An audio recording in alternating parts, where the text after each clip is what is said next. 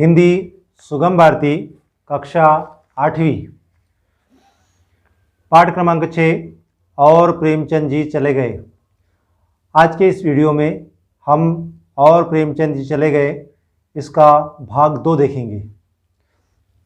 मेरे प्रिय छात्रों, जब तक प्रेमचंद जी मेरे घर में रहे से लेकर तो उस रात मेरे घर से चले गए, यहाँ तक हम आज के इस वीडियो में देखेंगे। उम्मीद करता हूँ कि आपने और प्रेमचंद जी चले गए भाग 1 ये वीडियो ज़रूर देखा होगा, और अगर नहीं देखा है तो आप उसे देख लीजिए। और प्रेमचंद जी चले गए इस पाठ के लेखक हैं डॉक्टर राम कुमार वर्मा। आइए देखते हैं। जब तक प्रेमचंद जी मेरे घर में रहे, लेखक कहते हैं कि जब तक प्रेमचंद जी मेरे घर में रहे तब तक क्या, मुझे मुश्किल से घंटे आध घंटे का समय मिलता। तब मुझे उनसे बातचीत करने का, उनके साथ रहने का जो समय मिलता वो सिर्फ आधा या 1 घंटा ही मिलता। जब मैं उनके साथ चाय पीता था बस उतना ही समय मुझे मिल जाता था। अन्यथा क्या होता था? अन्यथा उनका समय अन्य व्यक्ति अधिकतर उनकी अनिच्छा से अपने अधिकार में कर लेते थे। अन्यथा क्या होता था? अन्यथा अधिकतर व्यक्ति क्या होते थे, बहुत ज़्यादातर जो लोग हैं वो उनकी इच्छा ना होते हुए भी उनका समय ले लेते थे, उनसे चर्चा करते थे, उनसे मिलने के लिए आ जाते थे। एक दिन की बात है, देखिए क्या होता है। एक दिन मैं अपनी कविताओं का क्रम व्यवस्थित कर उनकी प्रेस कॉपी तैयार कर रहा था। एक दिन की बात है, एक दिन क्या हुआ कि मैं अपनी कविताओं का क्रम, मतलब अपनी जो कविताएं हैं वो सीरियली लगा रहा था, उनका क्रम व्यवस्थित कर रहा था। क्यों? उनकी प्रेस कॉपी तैयार कर रहा था। वे आए, प्रेमचंद जी उतने में आ गए और पूछा क्या कर रहे हो? लेखक से पूछा प्रेमचंद जी ने कि तुम क्या कर रहे हो? मैंने कहा मैं अपनी कविताओं का संग्रह प्रकाशित कराने के लिए ठीक कर रहा हूँ। लेखक ने जवाब दिया कि मैं अपनी कविताओं का क्रम, अपनी कविताएं प्रकाशित कराने के लिए उनका संग्रह ठीक कर रहा हूँ। उनका जो संग्रह है वो ठीक कर रहा हूँ, काहे के लिए? प्रकाशित कराने के लिए, छपवाने के लिए। उन्होंने कहा छपने के लिए कहाँ भेज रहे हो? प्रेमचंद जी ने लेखक से पूछा कि तुम इसे छपवाने के लिए कहाँ भेज रहे हो? मैंने कहा साहित्य भवन। मैंने कहा कि मैं साहित्य भवन प्रयाग ही से प्रकाशित करने का आग्रह कर रहा है। मैंने कहा कि साहित्य भवन प्रयाग का जो साहित्य भवन है वो इसे प्रकाशित करने की जिद कर रहा है। आग्रह करना मतलब जिद करना, आग्रह कर रहा है। उन्होंने कहा गलत। मुंशी प्रेमचंद जी ने कहा कि ये गलत है। गलत क्यों है? इसे मैं प्रकाशित करूँगा, आपके इस कहानी संग्रह को मैं प्रकाशित करूँगा। ऐसा कहकर उन्होंने मेरा काव्य संग्रह अपने बैग में रख लिया। ऐसा कहकर उन्होंने क्या किया? वह लेखक का काव्य संग्रह अपनी बैग में रख लिया। प्रेमचंद जी ने लेखक का काव्य संग्रह अपनी बैग में क्यों रख लिया? बताइए क्यों रख लिया? क्योंकि वह इसे प्रकाशित करना चाहते थे। आइए देखते हैं दूसरा पैराग्राफ। वह संग्रह रूप राशि के नाम से उनके सरस्वती प्रेस बनारस से प्रकाशित हुआ। बाद में प्रेमचंद जी ने लेखक के उस संग्रह को बनारस के सरस्वती प्रेस से प्रकाशित किया। किस नाम से? रूप राशि इस नाम से। किस नाम से प्रकाशित किया? रूप राशि इस नाम से प्रकाशित किया। जिस दिन वे जाने वाले थे उस दिन मेरी पत्नी ने उनके लिए खीर तैयार की। जिस दिन मुंशी प्रेमचंद जी अपने गांव जाने वाले थे उस दिन क्या हुआ? उस दिन लेखक की पत्नी ने उनके लिए खीर बनाई थी। किंतु रात 11 बजे तक प्रतीक्षा करने पर भी उनके दर्शन नहीं हुए। परंतु क्या हुआ?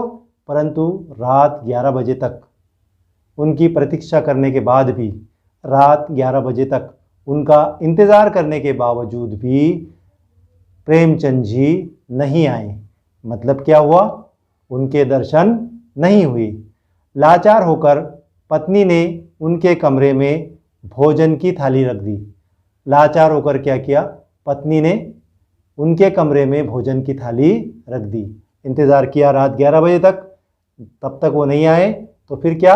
उनके भोजन की जो थाली थी वो थाली प्रेमचंद जी के कमरे में रख दी और उसमें खीर का कटोरा भी संभाल कर रख दिया और उसके अंदर वह खीर का कटोरा भी संभाल कर रख दिया।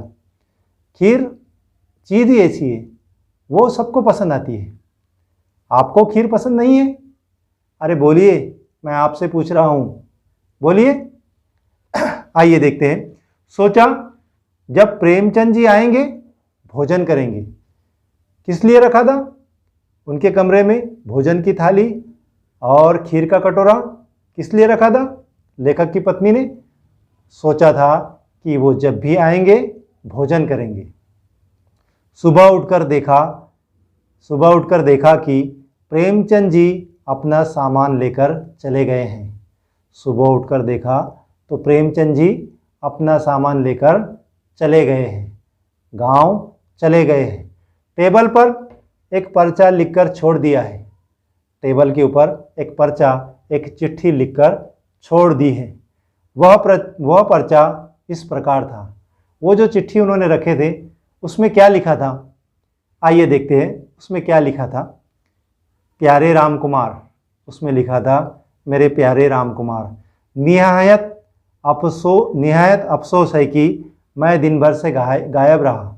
निहायत अफसोस है मुझे कि मैं दिन भर गायब था, मैं दिन भर हाजिर नहीं था। मेरे वक्त पर न आने से, मेरा जो रोज़ का वक्त है आने का, उस वक्त पर मेरे न आने से तुम्हें और बहू रानी को बेहद तकलीफ़ हुई होगी। तुम्हें और बहू रानी को, तुम्हें यानी कौन? लेखक। और बहू रानी यानी कौन?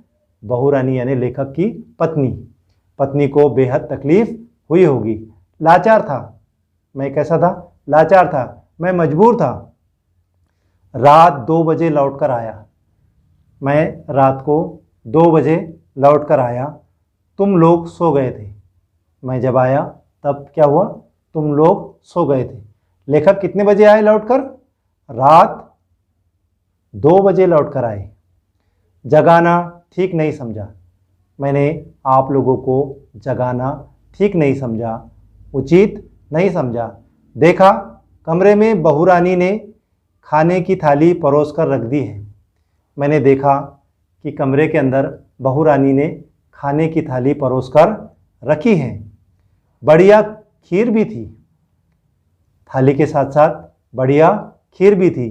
लेकिन इलाहाबाद की गर्मी में सुबह की बनी हुई खीर का दूध फट गया था। लेकिन इलाहाबाद की गर्मी में, इलाहाबाद में बहुत गर्मी पड़ती है, तो इलाहाबाद की गर्मी में क्या हुआ था? इलाहाबाद की उस गर्मी में वो खीर जो कटोरे में रखी हुई थी वो खीर फट गई थी, उसका दूध फट गया था। मतलब वो खीर खराब हो गई थी। एक जगह खाना खा चुका था मैं, एक जगह रात का खाना खा चुका था, लेकिन खीर तो मैंने खा ही ली। लेकिन फिर भी मैंने वो खीर खा ली जो खराब हो गई थी, जिसका दूध फट गया था। लेखक प्रेमचंद जी कहते हैं कि मैंने वो खीर खा ली थी। इस डर से कि फटे हुए दूध की खीर छोड़ देने से कहीं बहू रानी का दिल मेरी ओर से फट ना जाए। किस लिए वो खीर खाई थी उन्होंने? किस लिए खाई थी? इसलिए कि बहू रानी का दिल मेरी ओर से फट ना जाए। इसका अर्थ ये हुआ कि कहीं बहू रानी मुझसे नाराज़ ना हो जाए, इसलिए मैंने वो फटे हुए दूध की खीर खा ली। खैर उनको बहुत बहुत आशीर्वाद। कहा कि खैर जाने दीजिए, उनको बहुत बहुत आशीर्वाद। वे खुश रहे, वे हमेशा खुश रहे। फ़ौरन जा रहा हूँ, फ़ौरन ही मैं जा रहा हूँ। 4 बजे की गाड़ी पकड़नी है, 4 बजे की ट्रेन है, 4 बजे की ट्रेन मुझे पकड़नी है, 4 बजे की ट्रेन से मुझे घर जाना है।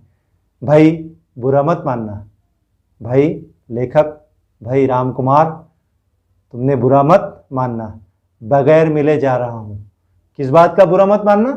मैं आपसे बगैर मिले जा रहा हूँ। तुम्हारा धनपत राय, तुम्हारा धनपत राय। देखिए आखिरी की पंक्तियाँ। और इस तरह विश्वविख्यात कहानीकार, और इस तरह विश्वविख्यात कहानीकार और उपन्यासकार प्रेमचंद जी उस रात मेरे घर से चले गए। और विश्वविख्यात, विश्व में विख्यात, विश्व में प्रसिद्ध, दुनिया में मशहूर ऐसे कहानीकार, कहानी लिखने वाले, उपन्यासकार, उपन्यास लिखने वाले प्रेमचंद जी लेखक के घर से उस रात चले गए। मेरे प्रिय छात्रों, मैं उम्मीद करता हूँ कि आपको मेरा यह वीडियो ज़रूर पसंद आया होगा।